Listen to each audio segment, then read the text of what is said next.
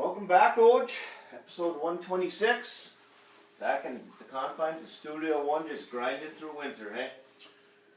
Grinding is probably a decent word to describe what we've had to deal with over here in the beautiful copper country over the last couple of weeks. The last time we got together, you posted a picture of Brother Rich's garage roof. Yep. With his measuring devices up there. So we had a lot of snow then. Things have taken a turn around here for the worse. I mean, the snowstorm we got last week, from my point of view, down on the lake, that came in early Wednesday morning. They called school, went in through Thursday. Friday was off as well. No, We were up Wednesday and Thursday. Wednesday we were and off. Thursday, yeah. And then Friday they sent us home. Yep. That was, yeah, you got sent home early Friday. That was epic. I mean, it was bad. Sounds like there's another clipper coming. Oh, God. Thursday was just a cleanup day, Yeah. you know, and for those that don't quite get it, you know, to have cleanup days around here is tough, because we got a hell of a good road commission. Houghton County, Keweenaw County, these guys get the job done, but you got to drive around the streets like Lorium, Calumet, some of these, it's unbelievable. They're one-lane roads where people are blowing their snow, or how they're blowing their snow, straight up in hopes that it hits the snowbank, you know, it's just, Play the wind. my goodness, it's unbelievable, and we're just getting into March, so. How do you like the driveway on the right end? Yeah, I was wondering what I was going to see there, so you've had Mr. Goldsworth been doing a little work for you? He's already had the loader up here once already, and That's the next step for us too. I think we're gonna have to get an actual loader down there to move some snow. So Brother Paul can actually push it somewhere, because it's starting to get a little tight down there, if you know what I mean. But yeah, we got to get through this though, and then fight our way into spring break. So anyway, what do we got to discuss today?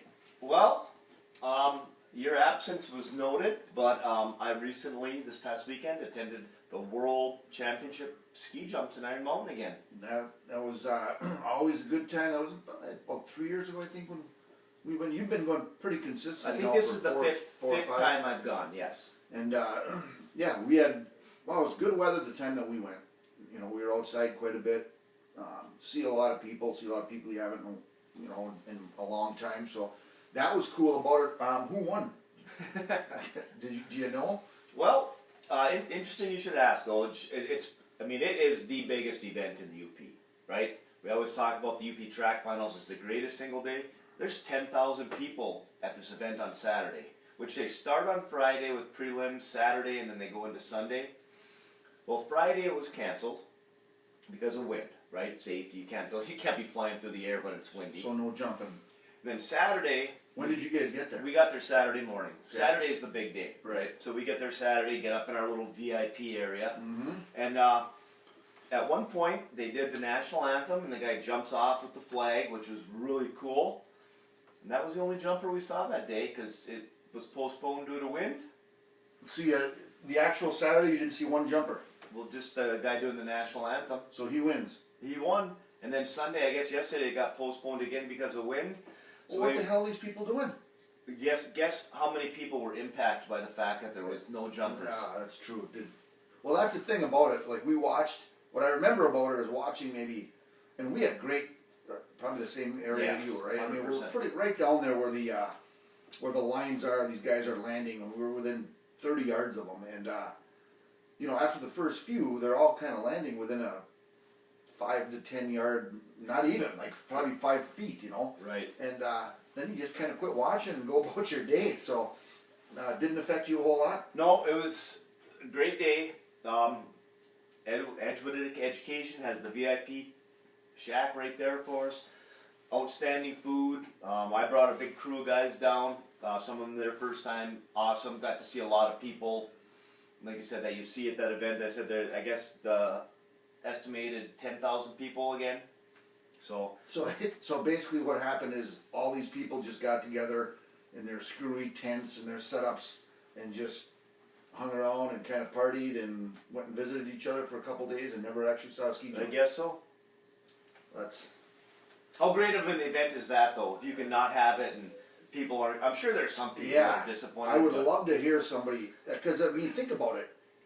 When you get groups like that, or like at outdoor music concerts, right? Yeah. You get piles of people like that. Well, if they cancel the whole concert, it kind of suck.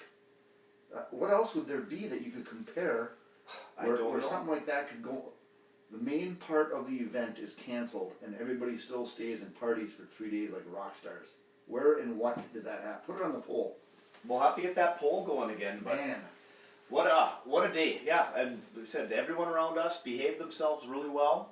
Great time. I said, the food is ridiculous that Joe puts on there, and had a few beverages, but bed early and back the next day. What a great event! You're missing out by not coming. Well, bring it up again next year, I guess.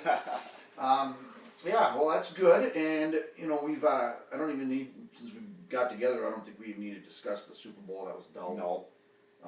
One of the worst Super Bowls in recent memory.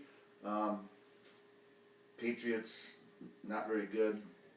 That was not a good Super Bowl to watch. I was 1 for 5 on my bets that I studied, so we can move on from that. It was a dull day, but hey, high school sports coming up. We got tournament time this week, starting with hockey on Wednesday, the big hockey game.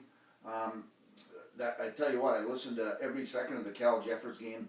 What a good game that was. Yep, I watched it on TV. It was a good game. Two good Every teams. single time that you felt like Cal was going to get a little separation, get that 2-goal lead, maybe one more, get that 3-goal lead and see if Jeffers, no, they were not folding at all. They kept right with them, got some big goals, and ended up being a one-goal victory for the Kings. Houghton had no problem with Hancock in the other semifinal, so that's going to set up the big one. Many times over the years, these two have met in that championship game at the STC or McGinnis Ice Arena. So that's Wednesday, correct? Yes, and if you recall, Jeffers was a team that came out of this last year. Yes, they've had a nice little run with Coach Aaron Hellman and who we had on the pod. Yeah.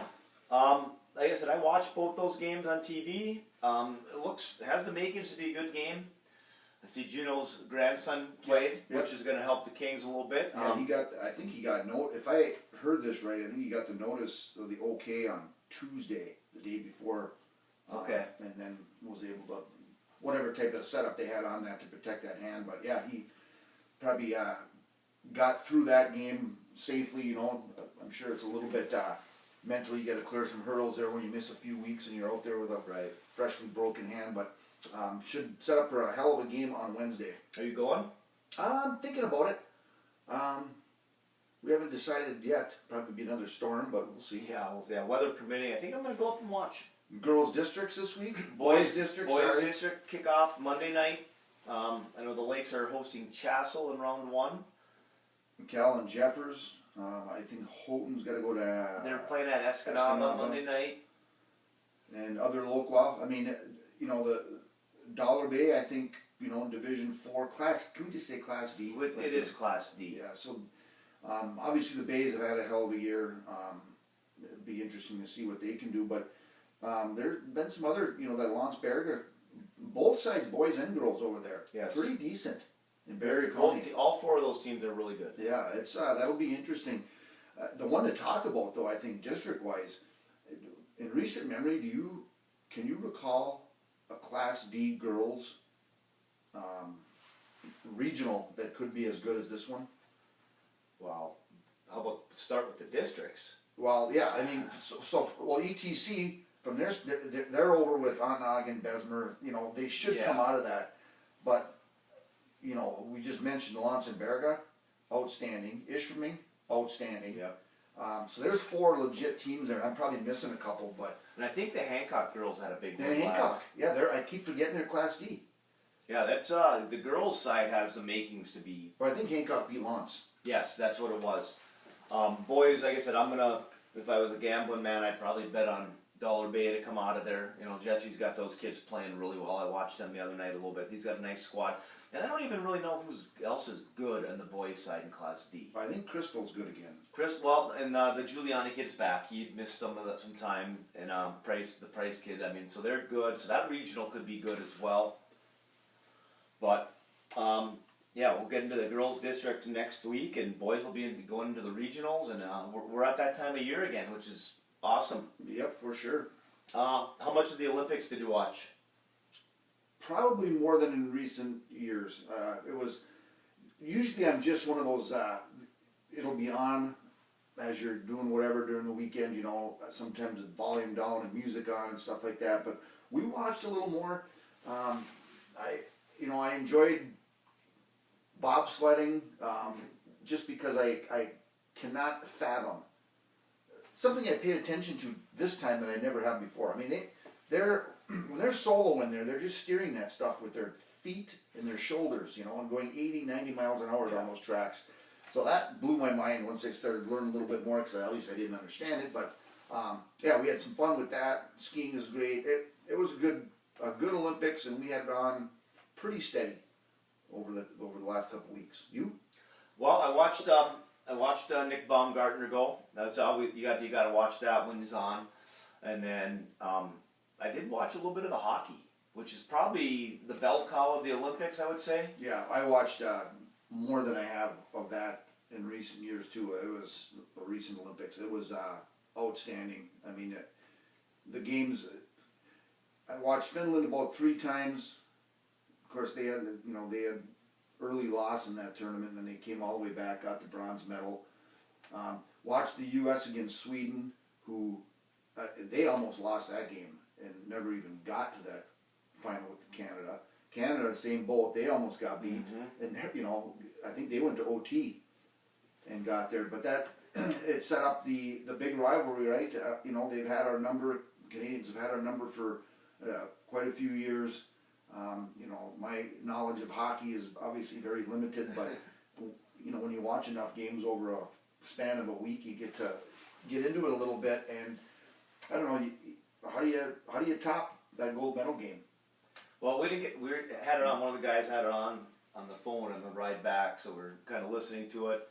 Yeah, and I saw the clip where the goalie made the save, where really should have. I mean, talk about big time plays. Yeah, I don't know. I mean, guys that are into hockey way more than we are could probably, historians could probably talk about that. But I'd like to know, where that save ranks in U.S. hockey history, NHL, whatever, Stanley Cup Finals. Bucko Slow Puck League. Yeah, there you go. That was one hell of a save. Well, the guy had 41 saves. Yes. Cameron Hellebrook. Well, Canada should have probably won that game. We were fighting for our lives, especially in that third period. Yeah. Canada had us on our heels the whole third period. He just made save after save. Outstanding. That guy, I think, the cool thing about him is he's a downstater, Michigan guy. Right. And his parents decided not to. I didn't get the story if his brother was an older brother that might have played in juniors, and they spent all the money to get his kid through all the hockey stuff. The normal path that you got to take to get a D1 scholarship, and they decided not to do that with him. And he just I think he just played at Walled Lake. I think it was Walled Lake. And he graduated and got a scholarship offer to UMass Lowell, I believe.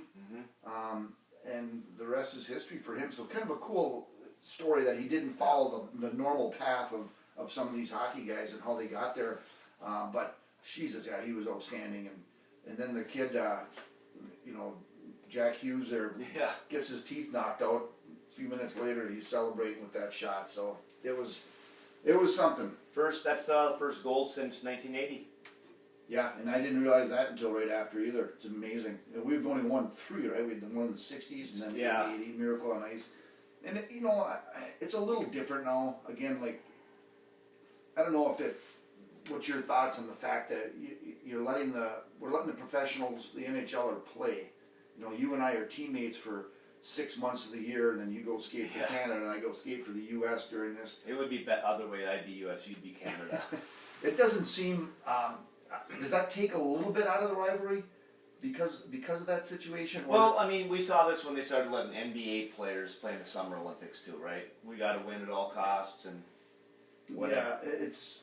I don't know. I was just thinking about that in a way here because, I think Sweden's probably got... All those upper level teams have... Well, I think there was only 3 teams that were using pros. If my sources are correct, I think there was 3 teams that had NHLers. Sweden? I want to say it was someone else, but We gotta check that then. Well- I thought I heard Sweden had a number of guys on there. Let's get our people on that and see if we can come up with the correct number of teams that actually, I know some of those teams just don't have NHL quality players. Right. The other thing I was gonna ask you, now to me, not a hockey guy, so I thought it was cool as hell when they went 3-on-3. It's exciting. It kind of is. It'd be kind of, it's almost like if you're playing 3-on-3 basketball, full court. Yeah, You know? but exactly. So how do you? But how do you justify ending a game with such, you know? I mean, this is at the pinnacle, the gold medal Yeah. game. You just skated for 3 periods, 5-on-5 hockey, couple power plays here and there. Then it's all done, and we got to you're going 3-on-3. Well, I'd rather see that than the penalty kicks or The the shootouts? Yeah, that to me, you can't win a gold medal doing that. Is the reason? Didn't they do that before? Was it shootouts before, Well, there was or was it 4-on-4? I think the first year was 3-on-3. Yeah, I think the 3-on-3 is more recent, and it really does change the game because you basically are playing man to man. You know, Oh, yeah. there's a lot of guys that don't get on the ice in that 3-on-3 stuff because it turns into you're basically met 1-on-1 with 3-on-3. It just seems odd, you know. I guess it's probably It's more space, more more likely to get a goal scored, and it is better than having a shootout. so they're doing it for time purposes, or what? I think so. Well, why can't? So, I suppose you don't want to play a fourth, an overtime normal 20-minute hockey, Right. and then nothing is determined. Then you go to 3-on-3, but now you got to get Everyone's- 7,000 people waiting to get into these games, right? You got to keep things moving a little And bit. that's 2 venues. and you're playing 60 minutes and then an overtime and. So I guess the logistics of that might have something to do with it. I'm happy with it. I can live with it. I thought it was cool, but I heard some, some of the hockey, the traditionalists, I guess, probably not going to be a fan of Yeah. 3-on-3. And Oj, what happens if someone gets a penalty? If it's 3-on-3 and somebody gets a penalty? Because in the normal scope of the game, you go to the box, right? Do you know what happens if on 3-on-3 if someone gets a penalty? I do not. It's not 3-on-2. The other team gets to add a person. Really? Yeah, I've actually seen that happen before. Well, that's good stuff. You are on it today. I Wow. did not know that. Never even thought about that. Interesting. And Very then good. and then the women won in overtime, won the gold in Oof. Yeah. overtime as well. And they have been dominating. Yeah. I mean, not even close. They were just blowing teams out, and then they got to Canada, and it was a grind. They were behind, had to come back Yes, and they win were. that. I ended up watching the third period of that one. Those Canadian chicks looked just pissed off. If I don't even know how else to describe it. When their faces were not like sad, upset, crying. Like they were pissed that they lost that game. Yeah. And I don't think the silver medals that were placed around their neck were any consolation. Well, of that, you know as well as I do, Oj, you don't win the silver. but, yeah, You lose the gold. exactly. Let's move on. We're getting into baseball season. We haven't talked about this yet, but one of our old favorites is signed back with the Tigers, and Justin Verlander. Unreal, hey? There was that, we had talked about the Scooble situation, Mm-hmm. and then I think, did Framer Valdez get signed? Yes. Did We talked about yeah, that. how crazy that was. They went from, wondering what they were going to do. They're going to trade Scooble. He wins the salary arbitration deal. He's back in a day later. Then it's the Valdez is signed just a day before that.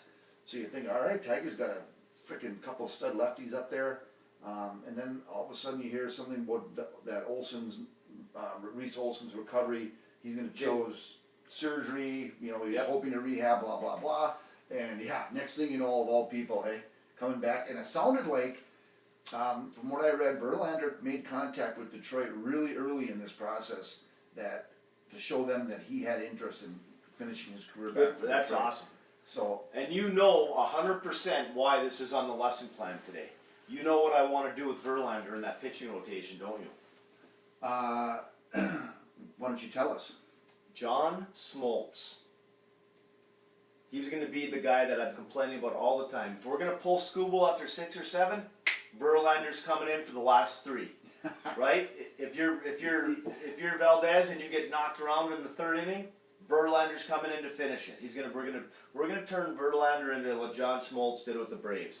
And then if we need to, he's just going to be our closer, but he can go more than 1 inning or more than 18 pitches. Yeah, I bet you. Scooble's agents already had his chats with the Tiger brass and the medical staff there. They're going to take it real easy on Mr. Scooble this year. Well, there you money go. Year, right? Yeah, it is. But now we got Verlander. We can pull him, and I'm not going to lose my mind when it's a playoff game and he's getting yanked when he should be going more. But let's bring in Verlander to do this now. He'll be their number 5 starter, I think. Well, he pitched well in the second half last year. Yeah, he's had a few bad years where he's battled some injuries, but I'm telling you, he's our 6th starter, and we're going to use him to win, not just to fill out rotation and count pitches with him. Yeah, I'll bet you they don't. But anyway, they should. Another little update that kind of ties in with us is, did you see finally Trinidad got that extra year? Yeah. Boy, he must have a hell of a legal team, hey? Did that drag on and I fought it at a couple different levels there, but yeah, that was good for him. What the hell? I mean, in today's day and age, I guess how the heck he wasn't going to be eligible was beyond me, but found a way to fight it, and there he is, back again. Kind of an odd topic to bring up, but apparently we have some competition now throughout the UP. Have you paid any attention to this? I see they have some stuff on Bookface there once in a while. They pop up with a little bit of a clip or an advertisement, and some of the stuff I thought was pretty good. Like they had I think one of the things they threw out there was asking people to type in or send in their pick for the best team of the 2000s boys basketball or something along those lines, right? So for those listening, there's something called Beyond the Bridge. I don't know anything about this, who these people are, other than some of our loyal fans have been disgusted that there's people trying to ride our coattails. I do see some of their posts, and you know as well as I do, I'm a diehard UP person. Some of it I find interesting. I hope they're not just doing this with AI stuff. I think there's been some, we've had a couple of posts that have been questionable with their data not being correct. But there is somebody else in the UP that's trying to promote UP sports. And that's a good thing.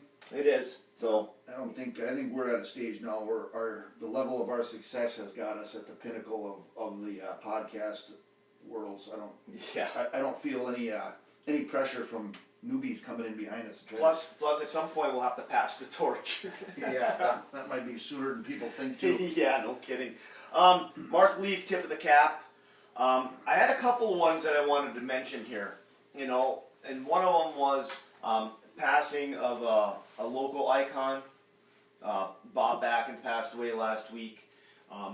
Long-time official, long-time teacher, long-time city councilman, mayor of Houghton. I actually did my student teaching with Mr. B. Oh, you did? Yep, I did. And his son Steve. Yep. Right, so I've been in contact with him. But passing of Bob Backen that's a tough one.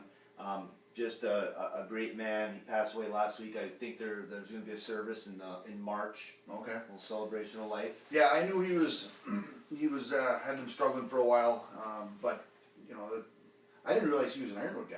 He is an Ironwood guy. So I've read the obituary there, but he goes back to.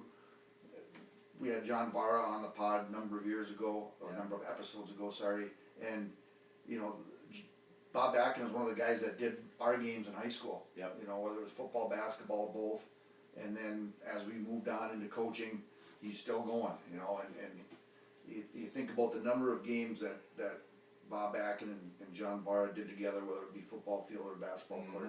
Pretty amazing. Hell of a good guy.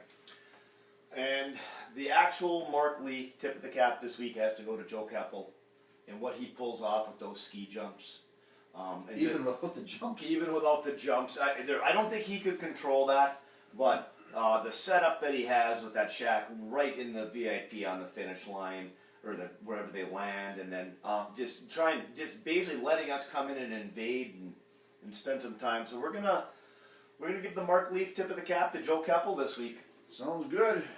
Design to Construct is a full-service commercial design and construction company located in Jackson, Wisconsin, dedicated to creating personalized building solutions to meet our clients' goals. Our lasting relationships with past customers truly help set us apart from any other design-build company. Okay, let's do a quick little NAU update.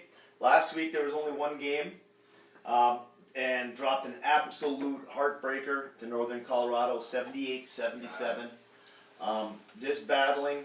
This upcoming week they're going to be hit the road and be at Idaho and at Eastern Washington. Kind of a cool thing that as I was doing my deep dive into this, the true freshman Chris Coleman, Okay, 34 points. really? Yeah, which is I think it's the most points by a freshman in NAU history or something like that. Outstanding. So that's a pretty good performance there. Hopefully they can get things heading into the tournament time in the right direction here and make a little run in that Big Sky tourney. And where is that tourney?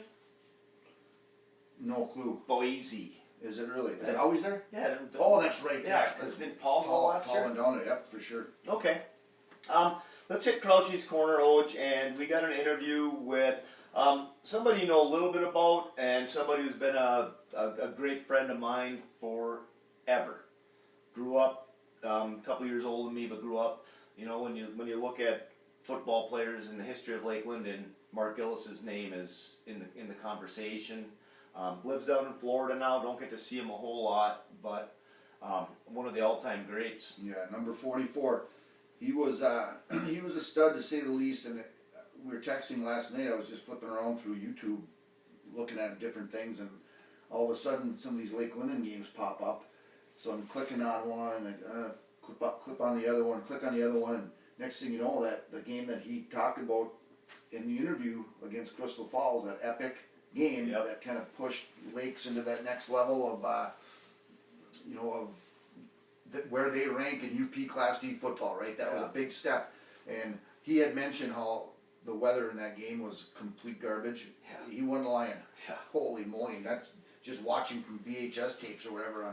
It was a mess. One hell of a game, and it was good to talk to him, and certainly one hell of a Lake Linden Lake football player in the 80s, and he was a load to stop, to say the least. All right. Well, thanks for joining us today, Mark. And we're going to ask you what we ask all our guests on this podcast. Have you ever actually listened to this podcast? I respectfully say I have not, but I did get a chance since you sent me the link to listen to some of the episodes. You guys are doing a great job. It's unbelievable to just reminisce. So prior to today, no. So great job, both of you guys. Well, that's a lot of binge listening if you had to catch up today, because we got a lot of these episodes floating around out there. But good to see you. It's been a while, Mark. Yeah, it is good. It's always good to catch up stories and talk to people I haven't talked to in quite a few years. So again, you guys are doing a great job with this, with all the guests you're getting, and it's allowing us to relive some memories and relive some moments. So, well, as you know, you're one of the few people that has football memory issues like me and remember all that stuff. So you're gonna have to go back and listen to some of these old ones. But we're gonna jump right into it. You and I are proud Lake Linden alum. Football is a big part of our life. You know, when you start the conversation, you know, you sit around in the old days, now that we're all old, and you talk about who did this and who did that, and you talk about great running backs at Lake Linden, your name is in the top of that conversation.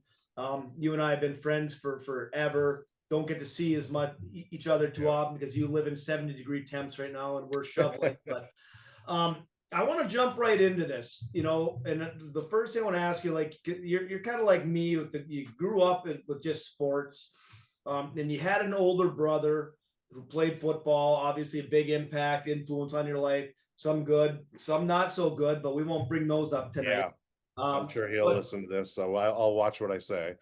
But, you know, talk about growing up in Lake Linden. You grew up much like me, with the neighborhood, kids playing sports every day, and then finally getting a chance to play. But I mean, talk about those old days when you're playing in the backyard and leading into getting your chance to play.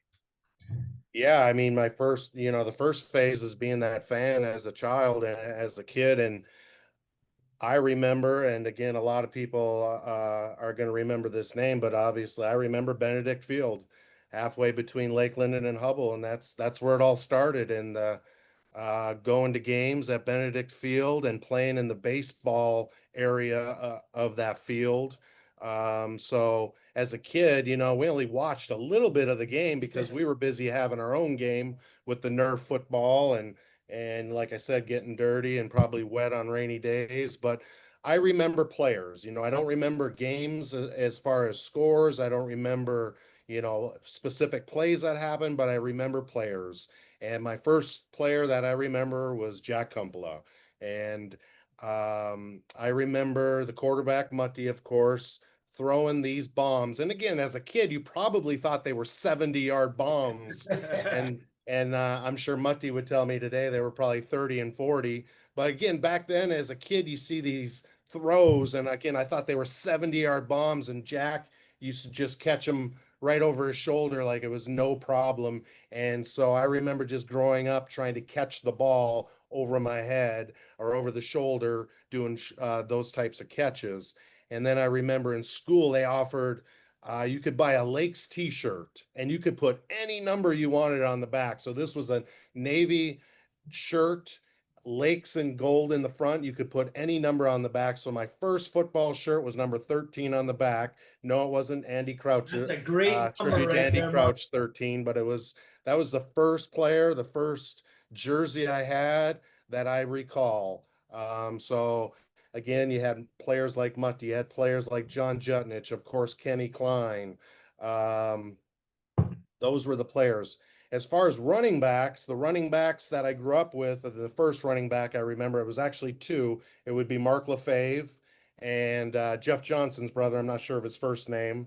They were a combo in the backfield, and they got the ball. And you thought these guys were NFL players and running down the sidelines, getting hit, doing spins. And so you're watching these guys do this, and now you're trying to emulate and do the same thing with the Nerf football and with the friends. So that's what I recall as Benedict Field. And then obviously it moved down to the field where it is today, and the same players moved, and so we were doing the same thing in the end zone.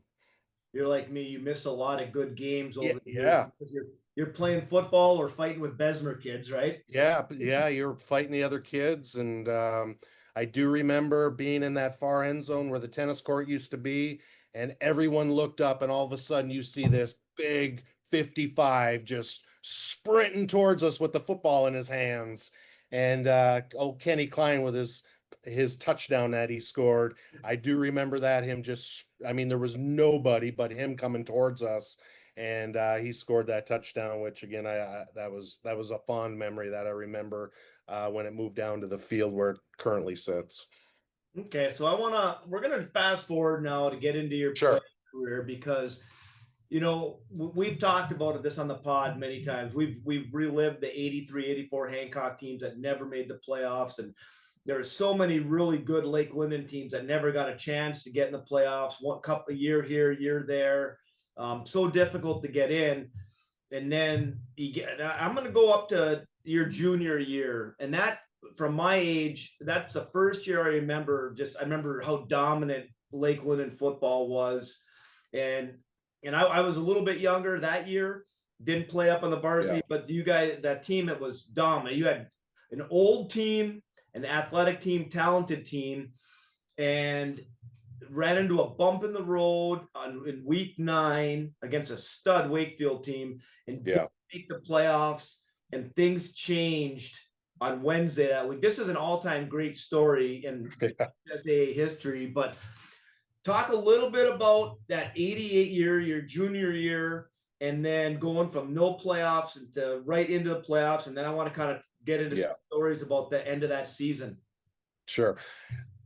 I do want to at least mention the 87 team because it was a carryover from 87 to 88 as far as, great teams. Right. We had a tremendous team in 87, ran into the roadblock against Lance at home, and that prevented us from moving forward into the playoffs.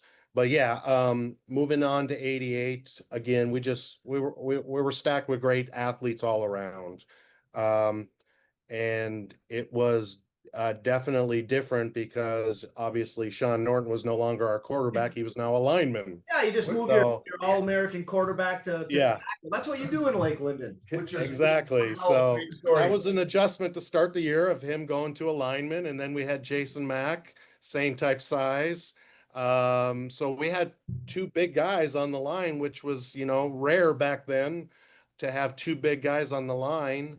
And again, we had Troy Londo at quarterback. So, we had a very good team, yes, to say the least. As far as going into the playoffs, again, we ran into that roadblock in Wakefield. We, no excuses. We psyched ourselves out when we arrived, and we deserved to get beat, and we got beat. And so here we knew the playoffs are gone, and even the rankings and the computers told us the playoffs are gone. And I remember, I think it was my second or third day of hockey practice the following week, doing sprints back and forth on our skates and going, man, I wish we were at football practice, because we were just dying at hockey practice. And again, we went right to hockey practice the following week.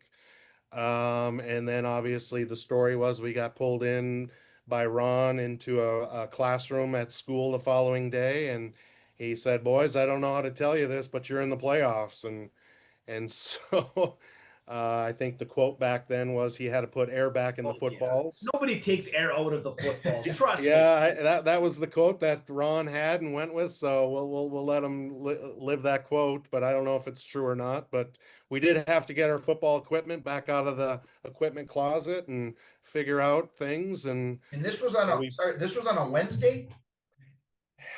I believe it was a Wednesday, because I know at least we had 2 days of hockey practice. I'm thinking Monday, Tuesday was hockey practice. Wednesday morning we were brought in by Ron into a classroom. They pulled us from, I think it was lunchtime, and so we would have practiced Wednesday. Wednesday would have been our first practice. So we practiced Wednesday, Thursday, Friday for Gaylord St. Mary's. It was a Wednesday. I can still remember this. Yeah. I mean, for those who don't know, this is like, again, they should make a movie about this. They should. Not being in the playoffs. I mean, there wasn't computers like they are today, and there was a score misreported. Atlanta. Yeah. So, and how crazy is that? A great team with one loss doesn't make the playoffs, which we talked about many times, and you find out on Wednesday that you're in the playoffs. I'm sure you were sad not to go to hockey practice. Exactly. It was definitely a godsend. So you get the news you're in the playoffs and you're going to play the number one seed in that region at that time. Again, still almost impossible to get in the playoffs, and I'll let you tell the rest of that. Well, as you know, the good news was Ron had that team thoroughly scouted. Of course. So we had scouting reports ready to go. So you know how Ron, he's got his brother, he's got friends across the state of Michigan going to games all over Lower Peninsula, Upper Peninsula, scouting football games.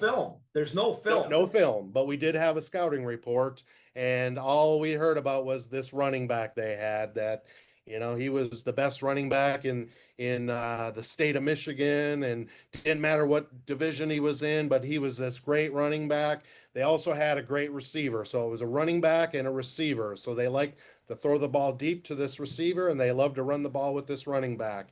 And Lake Linden, give us any running back, we're going to stop him. So he, obviously devised a great defensive plan, and we stopped their running back, and they struggled to throw the ball. I think he had one catch, this wide receiver, one long toss, all game long, and that's all he had.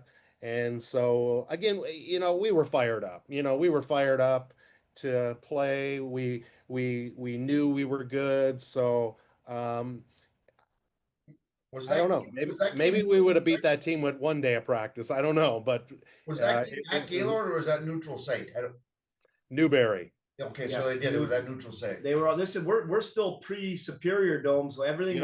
Yep, no Superior Dome. So they said, we're getting on a bus, and we stayed the night in Munising. So that was the first time ever that a team, we went on the road Friday night, stayed. We went to this St. Ignace football game the night before, which was a pouring monster. rain. I think that game was 6-0 they Yep. lost. So we stayed in a motel in Munising, watched that game till late night in the pouring rain, woke up and drove to Newberry and played Gaylord St. Mary's. Crazy. And Like then you said, they should write a book. and then again and won easily. I mean, Gaylord Yeah. would have finished third or fourth in the Great Western that year. Yeah. But now, again, the excitement, and I remember this vividly. This is one of the things I can remember, like my defining moments of being a Lakes fan and growing up in this program, is that so now you win this game and the excitement, it's crazy. You can remember Yeah. the days in Lakeland and they're crazy. But now you get the trek to Iron Mountain, play inside the yellow walls against our old nemesis. Yeah. And maybe one of the great games in Lakes football history of all time, playing Crystal Falls in a blizzard. I remember it being a blizzard and coming out on top in that game. Yeah, and going back a little bit in time, we talked about when we were children playing. We all heard about Crystal Falls Forest Park, and that was a dream. That wasn't even possible to play a team like that. They were the team that went to the playoffs. They were the ones that had won a state championship. So that was a dream that we would ever get a chance to play someone like Crystal Falls Forest Park. Well, then was it the 86 team, 85, 86 team that got to play them in the playoffs? Yeah, we had played them before. Yeah, so this is the first time I remember going to Crystal Falls for anything and walking through those hallways before that game and just seeing all the trophies. And we were just in awe of walking through Crystal Falls Forest Park High School and looking at all these trophies. And again, this was a team that you never envisioned ever going to get the opportunity to play. And so, so going into this game in 88 in the playoffs, you want to talk about being pumped. I mean, Coach Warner didn't have to say a lot of things to pump us up to play Crystal Falls, because again, they were the team. They were the team of Class D football and possibly higher division football. And so I do want to say one thing. Yes, we went into that game and we did win that game, but they did play without their starting quarterback. So you weren't throwing that day anyway. Yeah, they weren't going to throw much anyways. So again, I'm always trying to throw out respect to other teams here. So they did play without their starting quarterback. But that game kind of was similar to the NFL game this year in Denver, where it started off with grass and then ended up with just no field lines, no nothing.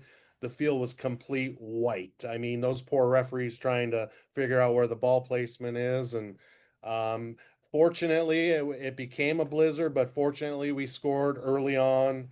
And that was the difference. I mean, we scored, it was 6-0, and that's how the game ended. And you want to talk about a similar Denver New England game in the playoffs, that's how it happened, Lots of punting in the second half, eh? But the one thing with that game that I remember, and if somebody knows a little bit about Lakes football, I'm going to put that goal line stand in that them up there with possibly as big of a moment as you've ever had. I mean, outside maybe a state championship, but like as far as a moment in time, where Lakeland and stuff on the goal line, and really that's where our program took over to become the dominant program in the UP.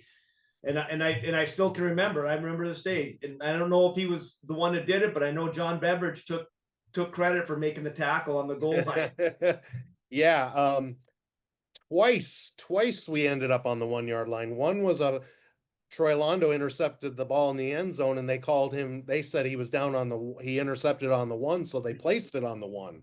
So we didn't get anywhere going there. So I had to punt it, and the ball maybe went 10 yards, 20 yards, because the wind was so brutal. And so that's how Crystal Falls drove to the 1, because they got it in such deep territory there. And they drove it to the 1, and it was first and goal from the 1. And how we stopped them is, and I totally agree, Andy, as far as that was the foundation of Lakes football, as far as 2.0, as far as playoffs, state championships. That goal line was huge. And then, so now, again, playoffs are different back then, but so now you move on to the semifinals, which is unbelievable to think of at the current time in Lakeland. And you're playing in the Yeah. semifinal game with a chance to get to the Silverdome to play for a state title. And I'll put this probably in my top 5 games of all time. Didn't end the way we wanted it to, but a 7-6 loss in overtime to Frankfurt. I mean, and let's be honest. I mean, we had some big dudes. Their dudes were pretty big too. Yeah, they were wider dudes. They were, but I mean, and again, that game, I can still picture it. I can remember the best of times, as the worst of times, and just, I mean, it was awesome. And I know that it was a motivator for you going forward. But let's talk about that game. Yeah, I mean, again, another team that we were told, just a great team. And again, we're told they got a great running back. And so, and we shut him down all game. And so that game was just back and forth, back and forth. It was a defensive battle. The one play that will drive me crazy for the rest of my life is we run the quick pitch Gilles pass. Probably we'll run that at least twice a game. And Mike Perrell never in the huddle looked at me and said, "I'll be open." Never. He never said that. And I always threw it to Rich Fezzi every single time because he was running a post. Yeah. And it was a deep route. And so I threw it to Fezzi every time because I just love throwing it long. And I think Mike was doing some type of drag route. And again, right before we're clapping, he says, "Look for me." I got that ball, and who did I look for? I looked for Mike, and I threw it in the dirt, I think. And on film, guess who's wide open going down the goalpost? Rich Fezzi, wide open. Well, I gotta jump in here. Hold on a second. Rich Fezzi played wide receiver. He was a Tight end. Okay, tight end. And he was a lot slimmer. He was a lot slimmer his junior year.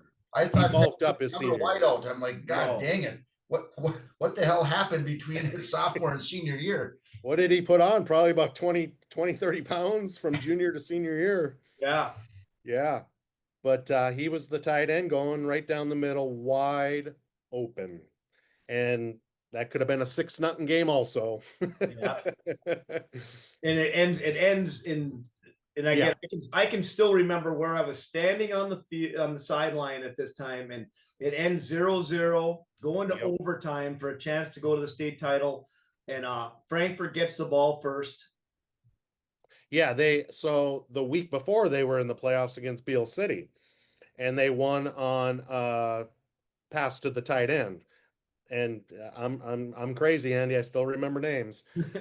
Greg Gilbert was the tight end, and Trevor Martin was the quarterback. Yep.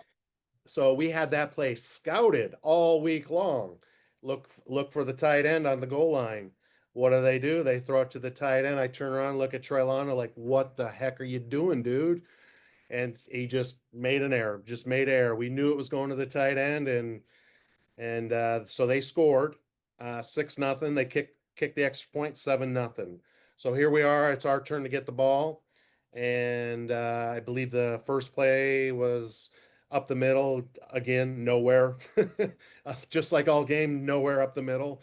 And then we threw a little fade pass in the flats to Robbie Cuff. It was crossbuck touchdown. It was crossbuck pass left. Yep.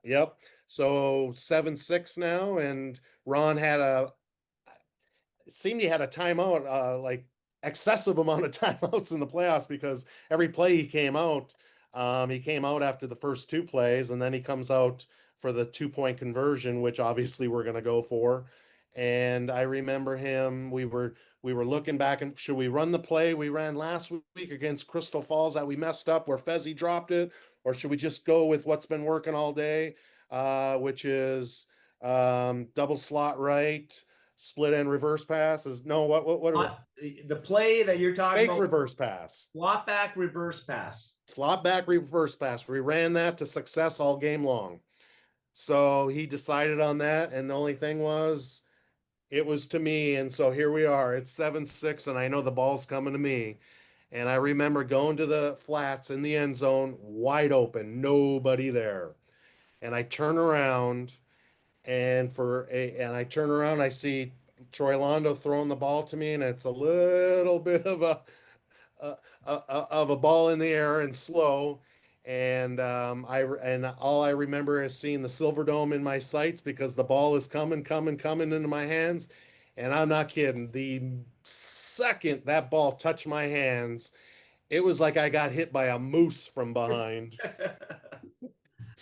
and just didn't expect anyone to be there because when I went there, there was nobody there.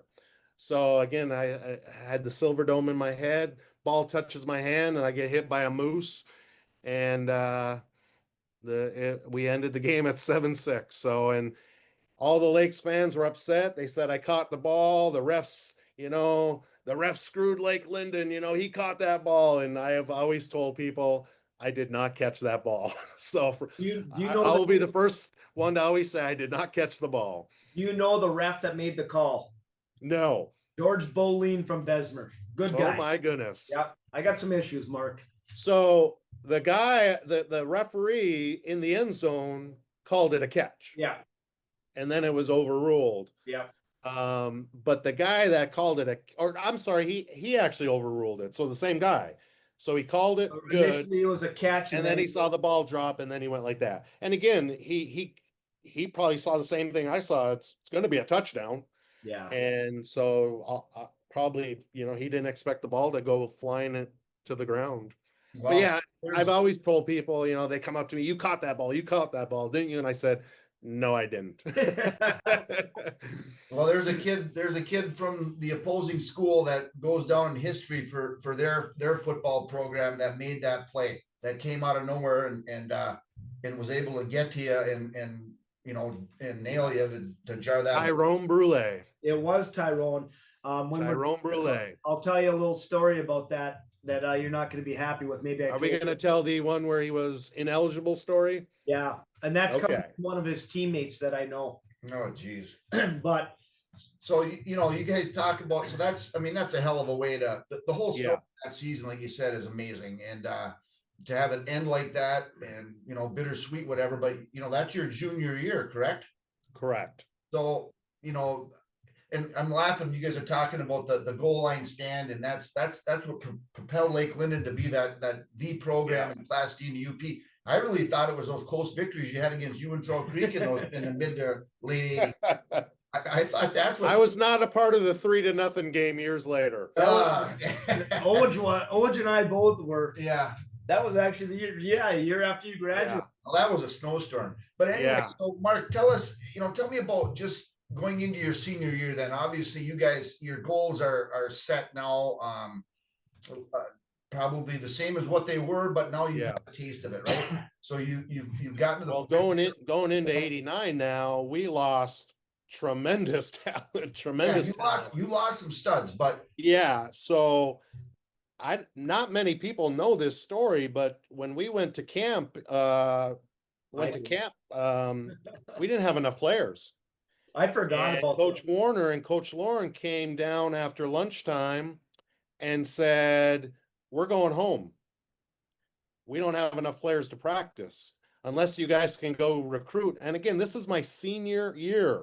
We have no players to have a team. And so he said, unless you go find some players, we're not going to be able to practice and have a team this year. We went right down to the Lake 76 gas station. I had a classmate, Todd Judala, working at the gas station that day, said, Todd, we need you to play football. He's like, I've never played football. We're like, it don't matter. You can play. And next day later, we put him in pads, and he was there for practice. I don't know who else we got to play, but we were able to practice the next day. But we almost did not have a team. It was a little shaky early on, even before the scrimmage, before the season started. I contemplated, my mom owned a business in Hancock. We had made contact with Coach Solani in Hancock, and we were looking into me finding a way, can I play for Hancock this year with my mom owning a business in Hancock?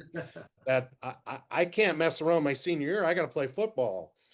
And so it almost happened where I went to Hancock my senior year because we couldn't field a team. So as the week played out, it looked like it was going to be a little bit better. And so I ended up staying. All right, But a we lot got of to people get into don't this. realize that. We're gonna run out of time because you and I just talked too much. Yeah, yeah. So 89. Now you're a senior. This is now my sophomore year, and great season, right? Kind of exceeding expectations. Oh, absolutely. This was not the best Lake Linden football team. But but 88 spurred that on for sure. Correct. But new expectations, confidence, going through the season. Experience. Yes, and run into a bump in the road in Hancock. Dark day. There's more to that. Yeah. But I got a story you got to tell. So it was a bad loss up in Hancock that year for many reasons, which aren't privy to our listeners. The following week, Crystal Falls comes to town, and I like to refer to this game as the Black Shoes game. Do you remember this? The Black Shoes came back from the early 80s. I remember, like, all of a sudden Mark comes out and is wearing black, because in those days you wore the white spot belts that you bought wrong.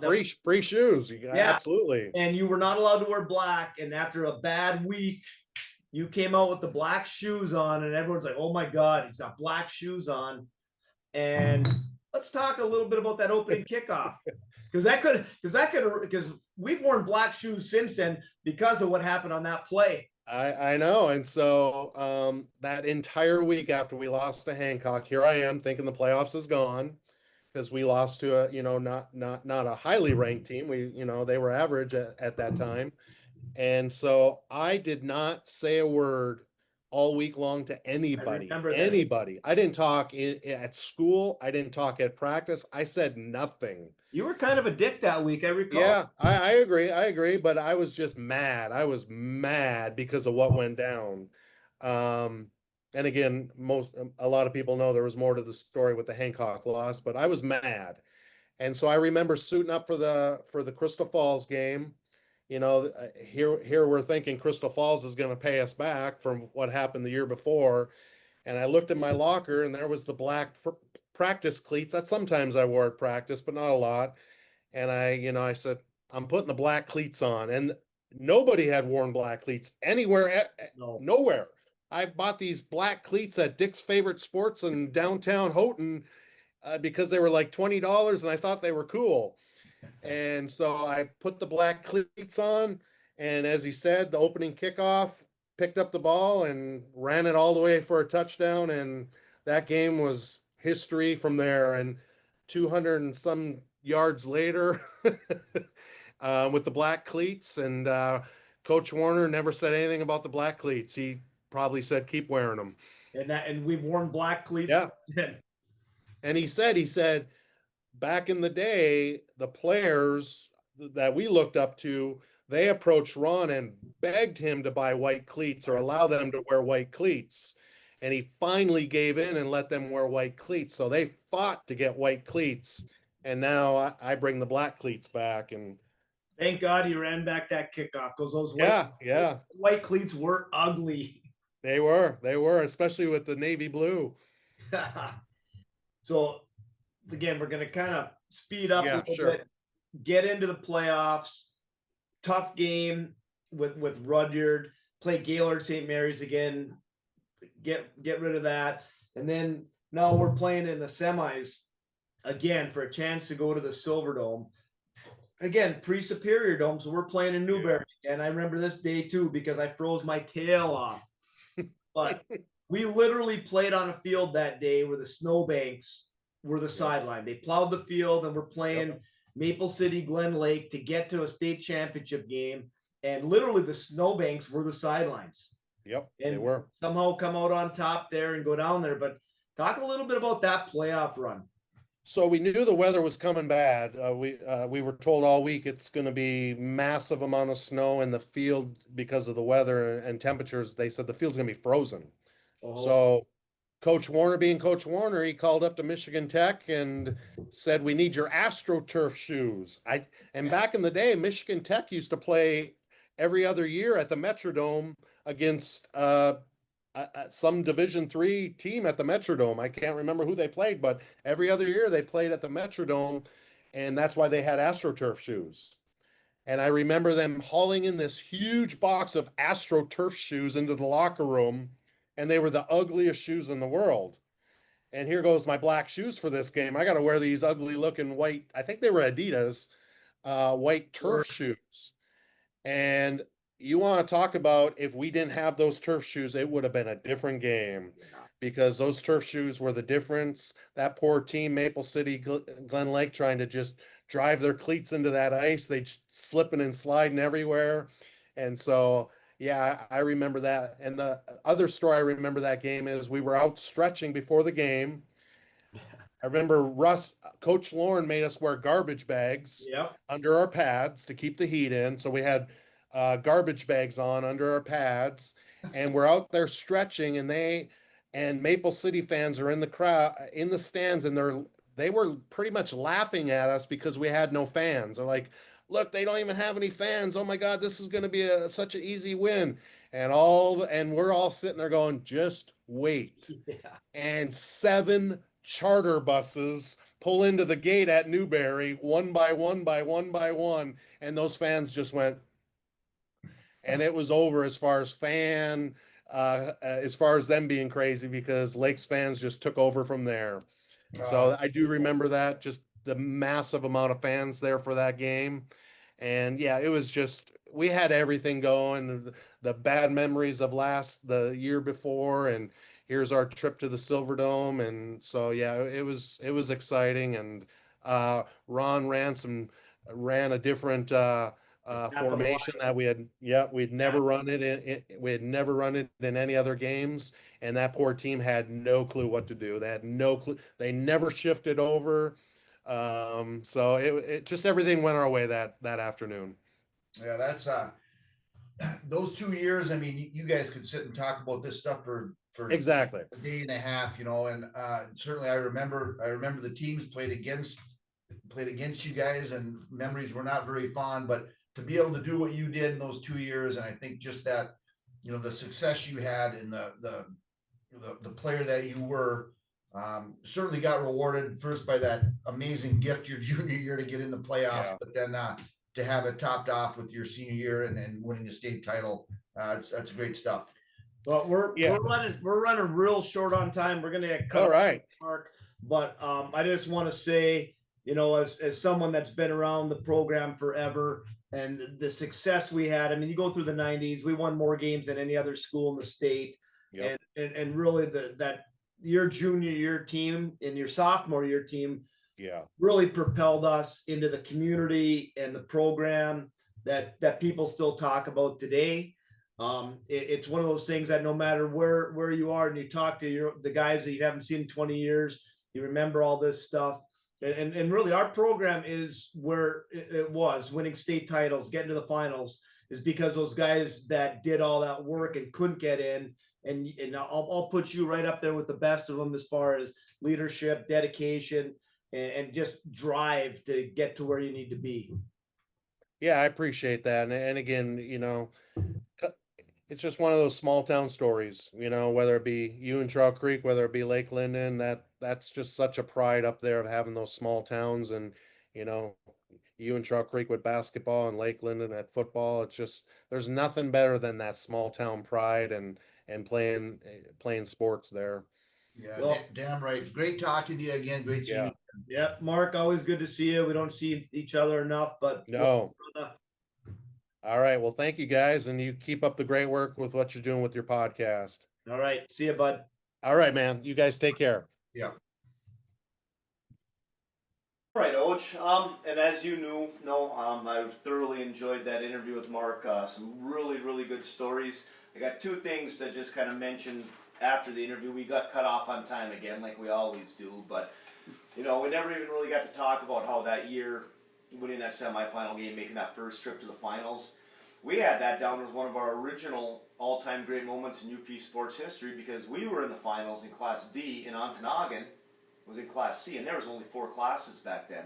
That's right. And then obviously our program took off through the 90s like no tomorrow, and we talked about the black shoes game. Mm-hmm.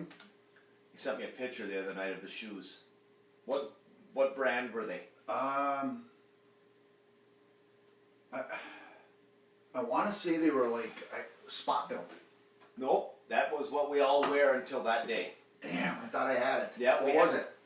Brooks. Brooks. Yeah, he sent me a picture. I have Brooks cleats. Yeah, we'll put that up. Maybe we'll put that on the poll or something. But yeah, always great talking to Mark. Time for some listener questions, and the first one here goes back. Came in a little late after our last pod. yeah, it's not like we should like give everyone 2 weeks to get questions in or something. Eh? But it's some of this has died off a little bit now because this was a hot topic when the whack job sent it in. But he mentions that he thinks Jeremy Fear's reputation as a dirty player is overblown. He is an absolute genius at drawing fouls and has one of the highest basketball IQ players, or is one of the highest basketball IQ players in the NCAA. Do you guys agree? Also, Dusty May is a pathetic, whiny bitch. I guess I'm guessing Whackjob's a Spartan fan. He leans a little Sparty. The fear stuff has died down there, but it needed to die down. I thought he was completely over the top on some of that stuff, and then Izzo got after him. Of course, he threatened to find him on the bench, but you're not cutting off your nose to spite your face. When you play Nebraska or whoever next, you get him back. He's got to be out there. So, but it has mellowed a little bit. And of course, yesterday then we watched State, and it was that an ugly State game? It was just. Did you watch enough Michigan State over the years where they can sometimes just be hard to watch, tough to watch, yesterday was one of them, and they were behind again at halftime, which they've been like 5 out of 6 the last 6 games. Come back and get a win over whoever the hell it was, Ohio State. So there was a part in there where he was driving up and his leg kind of flared up and drove him right to the nuts, so they had to look at that one. But I think he needed to get settled down a little bit. He was over the top with some of that stuff, and why it all of a sudden started happening, I don't know. But it was because I don't remember that stuff in the past. Speaking of Dusty May, though, I was pulling for Michigan in more than one way, DraftKings as well, against Duke. And I hate to say it, but Duke, I thought, out-hustled and out-toughed Michigan. Really? See, I never watched 1 second of that game Saturday because I was watching all those jumpers. Yeah, all the ski jumps. Yeah, that's right. So, I watched every second of it. And Duke's good, they are. But I just thought physically they were a little better. They defended the hell out of Michigan. Michigan was forced to spend a lot of time out in the perimeter. They never got to the rim with any consistency like they do against some of these other teams. And then they shot 4 out of 20 plus threes. So they weren't very good from the three-point line. And just kind of hung around, and that was it. But I really thought Duke was just a more physical team and did a better job than the Wolverines there. So good chance that they meet again because they're two really good teams for sure. But a little pissed that Duke pulled that off. Probably though, if you got to have a loss, it's probably a loss you can stomach because it is a good team and does not hurt you in the Big Ten, right? As the eternal educators that you and I both are, at least for 9 more weeks. You got to learn from them, and hopefully they do learn some stuff from that game heading into the Big Ten tourney and the NCAA tourney. Neutral site game. There were some big ones that week at Houston hosted Arizona. Arizona got beat, or Arizona beat Houston at home. So that was cool. There's probably about 10 to 12 teams that I think will have a shot at winning that NCAA tournament. But we'll get to that at another time. I think Houston, Kansas played tonight. Really? Yeah. I don't even want to. We'll get to Kansas a little later on this. Yeah. All right. Howdy, boys. Howdy, Paul. This is going to take a while. All right. Let me know. I know it's a family show, so apologies in advance for this question and its length. Last night, I witnessed a violation of the Guy Code, subsection restroom etiquette, and I need your input. We were having dinner at a local restaurant, and me being bladder challenged, which I appreciate, because someone was bladder challenged, excused myself to the restroom. There was a long hallway to get there, and I noticed another guy about 50 feet ahead of me. The restroom had 3 open range urinals and only about a foot between them. The guy had planted himself in the middle urinal and was employing a wide stance, way out of the batter's box and encroaching into the outside lanes, would you have forced your way down into the paint and boxed him out into the lane? Please zip that back up. Would you have waited for him to clear the zone, possibly incurring a delay game penalty from your lovely bride for making her wait? Is this a more serious Geico violation than not completely submerging in Lake Superior after a sound as witnessed last year? Paul from Boise. Right off the bat, there's rules that you must follow. If there's 3 urinals and you're first, you take the end. You gotta take. And then if you're the second guy in, you take the other end. And if you're third, then you got to go down the middle. Like, I don't know. This guy maybe has never been out in public. It's Paul should have just peed on his leg. I thought that was a well-known facts that he just said. They just don't teach these things in school anymore. Especially, you know, I mean, you get in a situation, you should be able to comfortably take a leak with 3 urinals.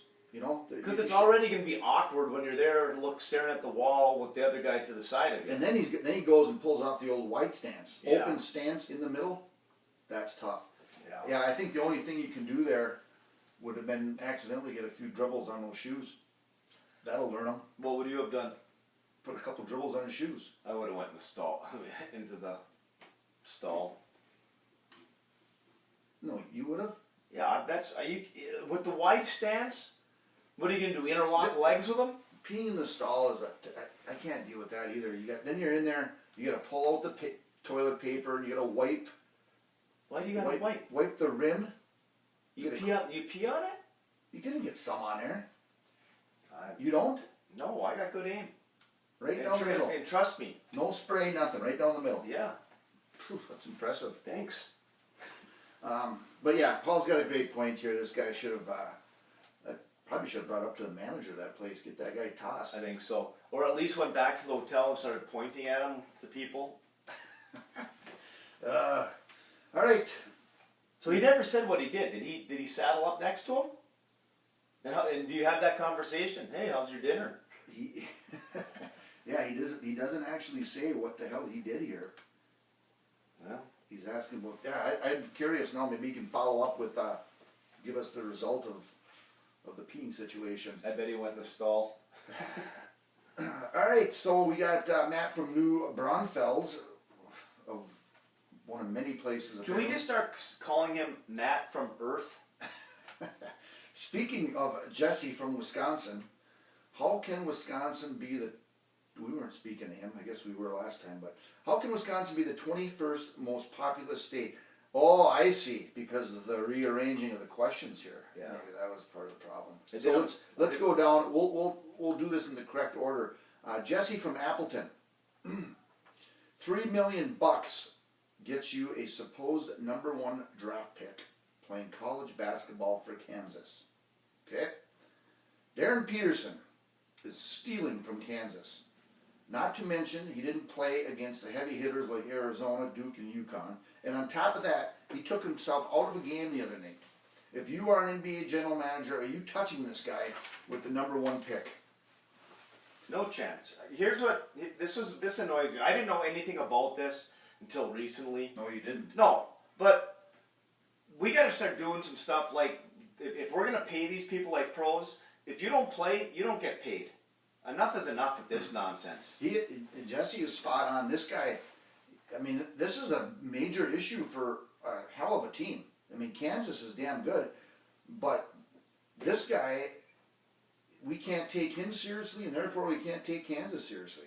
They're just gonna wreck our brackets anyway. I mean, how do you think Bill Self is dealing with that?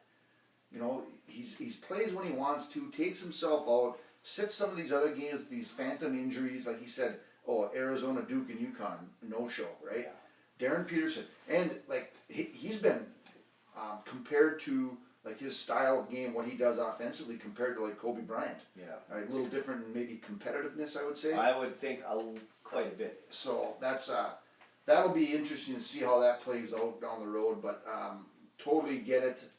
It's a screwy situation there, and I would not trust him at all in the NBA. So he's already getting his school paid for, right? Because we're assuming he's still on full athletic scholarship. Correct. Okay, which I'm guessing he doesn't have any classes that are real difficult. But we got to do something with this if they're going to get paid to do this. It's just like those guys that play in college football and then skip bowl season, right? Okay, well, you need to, and maybe there is, I don't know, but there needs to be something in the language or the contracts they have that if you're not playing, you're not getting this money. Yeah, they've got to put something in there to take care of this stuff, and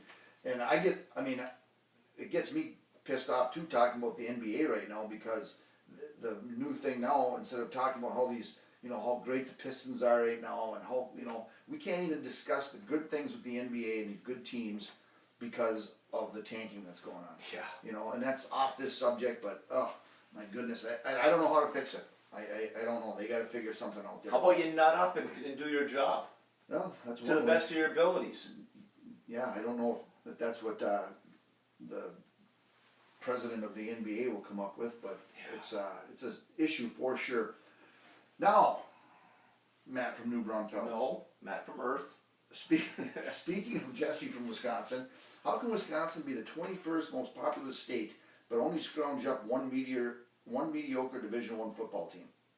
Also, what would happen last year if Ferris State played the Badgers? Also, can we go back to weekly episodes for March Madness and track season approaching? I just looked out the window. Track season's not happening. Yeah, there's no track season approaching anywhere up here. We've already canceled the first month of meets, I'm guessing. Yeah, we'll see what we do with we'll get, obviously, well, speaking of the episodes, though, we should start throwing it out there. I don't know next time we get together and do this, but obviously it's going to be, the next couple will be focusing on the NCAA tournament, and we'll probably have to get our people on the pool again. Oh, yeah. Get our NCAA. Who ran that last year? Well, I think it was just through ESPN. ESPN had. Yeah, but who was our? Well, Whack Job did it for. What did he do it for? Did he do the Eliminator one, or what did we just? Oh yeah, he did that. That's what he took care of, the Eliminator challenge. So we'll figure it out. We'll get. It won't be out yet, but we'll do another NCAA pool down the road here. So yeah, it is kind of odd though when you think about it.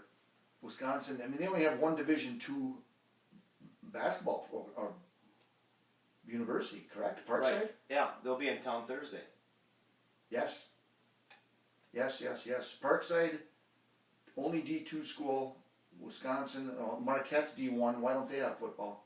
University of Milwaukee. UW Milwaukee. Yeah, I guess I don't know the answer to that, but I mean, obviously they're known for their Division III football in the state of Wisconsin, Right. which is really good football. But yeah, I don't have an answer for you, Matt. They never have.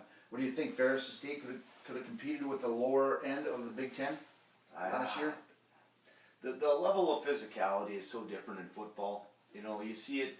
We talk about this all the time. You're like, even like in basketball, if you took the best Class D team and the best Class A team, the Class D team's never winning, right? Football, a Division A team is not beating a Division I team. Right. Hockey is the exception because your Division III school could win the Division I. But Well, you even see it at the mid-majors, like those, we talked about, well, who got in this year that we were in the James Madison. James Madison, right? There's a big difference Yeah. there even. I think that the gap is probably too big, but then again, some of those Ferris kids are not playing in Power 5 schools, but you need 11 of them. There you go. Right? All right, located 8 miles south of Lake Linden on the Bojack Road, the Dreamland Restaurant's your choice for great dining. Family owned and operated for over 100 years. Whether you're in the mood for Mexican Monday specials, burgers, pizza, or Friday fish fry, make Dreamland your next stop. Well, Oj, time for listening to lyrics, and you gave me the name of a song, which I don't even know if that's a word. Well, first of all, how much do you know about mules and donkeys, Coachy? Not a whole lot. I always figured that if I went to the Grand Canyon, I'd have to ride a mule or a donkey. Is there a difference? Well, we'll get to that here in a second. I know. Are you going to call me an ass at some point because of this? So, to get a Percheron mule, you need a Percheron mare, right? Which is a breed of like a draft horse or a workhorse, okay? So you get the mix, horse plus donkey equals the mule. So there's that's the number one. Now a Mammoth Jack, that's an American breed of donkey. Okay, these donkeys were imported to the U.S. in the late 1700s, I guess. Did a little research on this. These are huge. It's a huge breed of strong working type donkeys. Okay, so just so happens that the great Tyler Childers, who I mentioned a while back, is one of my guys with the Charlie Crockett and the Coulter Wall and Sturgill Simpson and that group that I kind of actually modern country that I'm getting into a little bit. He wrote a song that was inspired by his experiences working with draft mules during COVID. All the concerts were shut down and everything, right? Yeah. And apparently his family has a long history of farming and working with mules and donkeys. So this song I think is just clever as hell. And it's about breeding, riding, and working with mules.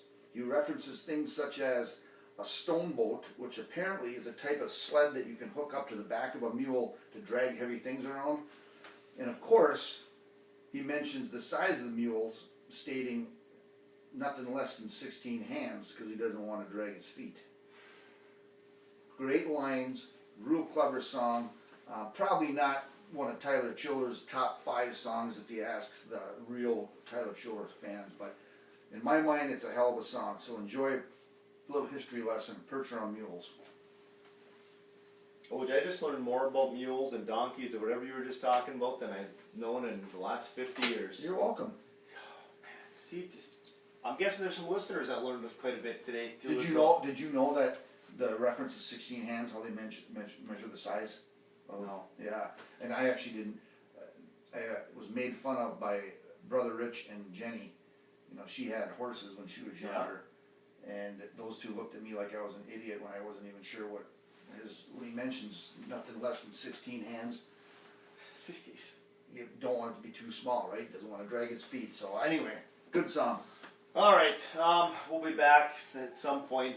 At some point. Who knows when, but make sure you're liking all our stuff. We got some stuff on social media. We'll get some more pictures and other our jazz up there, and we'll get. I think we got to do some poll or something, but we'll take care of that stuff later and figure life out as it goes. Sounds good. See you, Oj. Talk to you later, Koji.